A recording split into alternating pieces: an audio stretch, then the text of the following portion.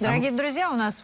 Ты хотел прокомментировать матч? Я просто сказал, что мы не можем никак спать, потому что у нас в студии столь драгоценные вещи, что нам просто нужно смотреть в оба. Держать чтобы, не дай бог, глаза открытыми. да. Особенно, когда рядом сидит создатель Музея орденов Валерий Глущук. Добрый вечер. Музей Добрый уже вечер. открыт. Приветствую, Эстония. Спасибо. Валерий, вы занимаетесь этим удивительным хобби с детства. Вы были заинтересованы и в юном возрасте орденами. Какой был ваш первый орден, вы помните? Вопрос, что я собираю с детства действительно. Начало с почтовых марок, я коллекционирую монеты, масонские знаки и также рыцарские ордена. Не просто ордена, а рыцарские ордена. То есть рыцарский орден – это не награда, как воспринимаем все мы теперь. Рыцарский орден – это объединение людей.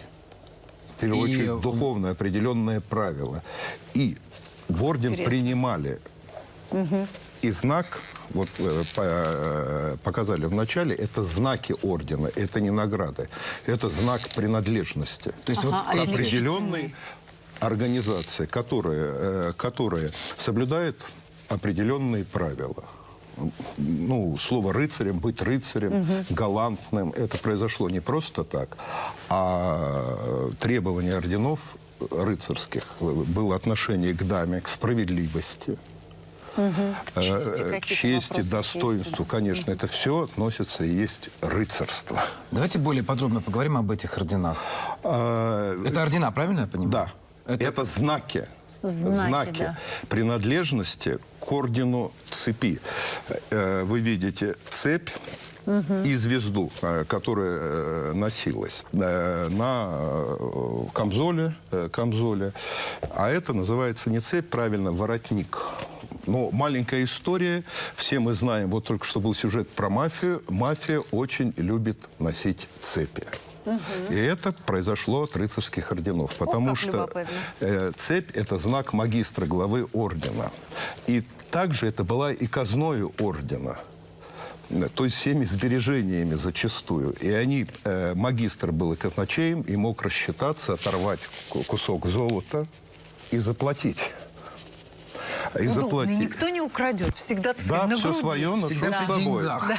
Так что это вот. В данном случае это орден цепи, это один из известных уровней орденов и уровня ордена подвязки, ордена Золотого Руна. Туда принималась только элита, высшая знать. Но, что интересно, основа демократии. Все члены ордена, король ты был, мелкопоместный дворянин, были равны внутри ордена. И называли друг друга братьями. Валерий, по какому случаю можно было вот этот орден надеть? Всегда, я думаю, да? Можно было навсегда. На каждый день? Да. Что еще? Рыцарские ордена, как я еще сказал, это объединение людей. И в то время в рыцарских орденах появилась социальная защита. Рыцарские ордена платили пенсии. Если тебя приняли орден, выплачивал пенсию по старости. Также любой орден имеет церковь, капеллу орденскую, где они встречаются в определенные дни своего покровителя и также хоронили членов ордена. То есть, как общины жили, такой, рыцарская община. Да. Сами ордена берут свое изначально из военно-монашеских орденов. Они зародились во время крестовых походов. И первый орден – это орден госпитальеров, который, когда рыцари пришли, завоевали Иерусалим, было много раненых, больных, и монахи начали оказывать помощь медицинскую. Само рыцарство зародилось именно помощь страждущим, неимущим. Впоследствии, потому что было много разбойников, монахи были вынуждены взять в руки оружие. Так зародились военно-монашеские рыцарские ордена.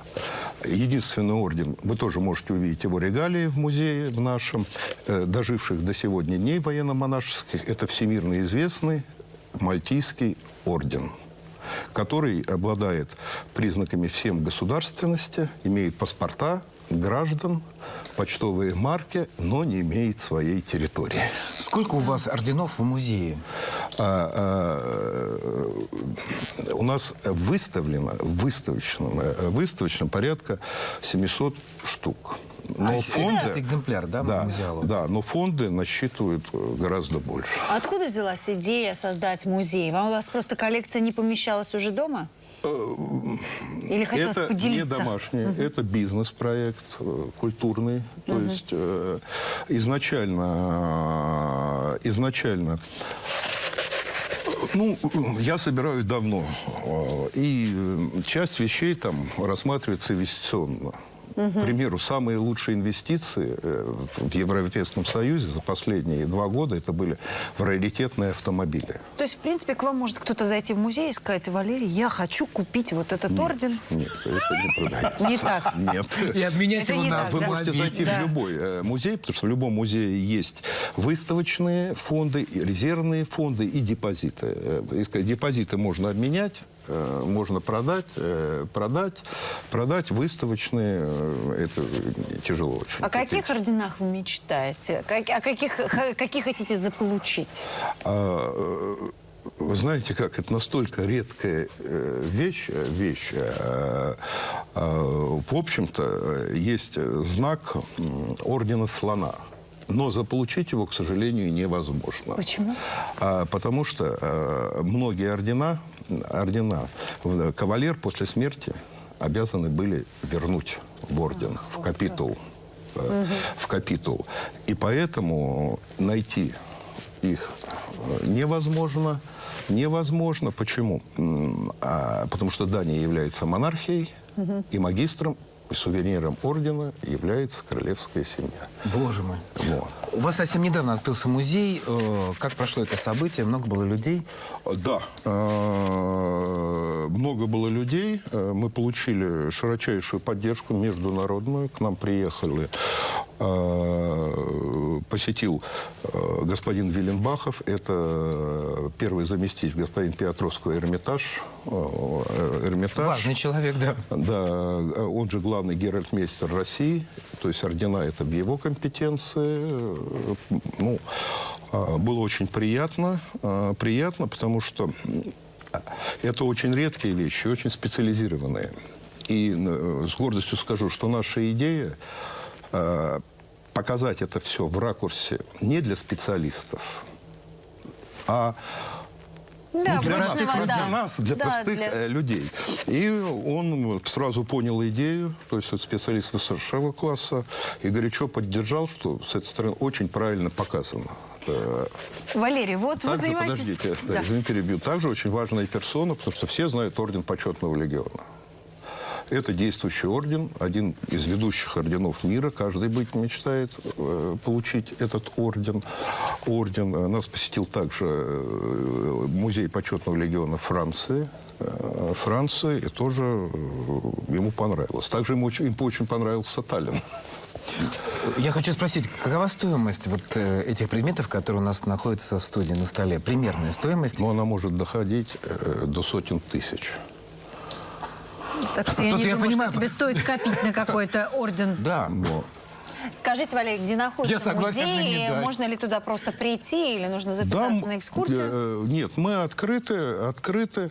Мы только начали работать. Много еще сырого. То есть мы работаем. И на экскурсию можно записаться.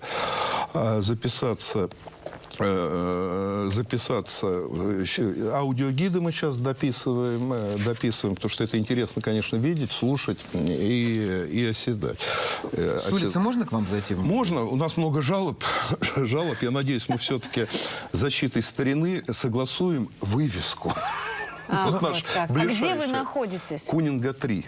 Кунинга 3. Да. Мы всех приглашаем, на самом деле, ознакомиться со столь дорогостоящими вещами и вообще погрузиться в историю этой темы. Уходим на зарубежные новости. Спасибо огромное всем в музее. Ну, а пока не добрались до музея орденов, посмотрите хотя бы зарубежные новости.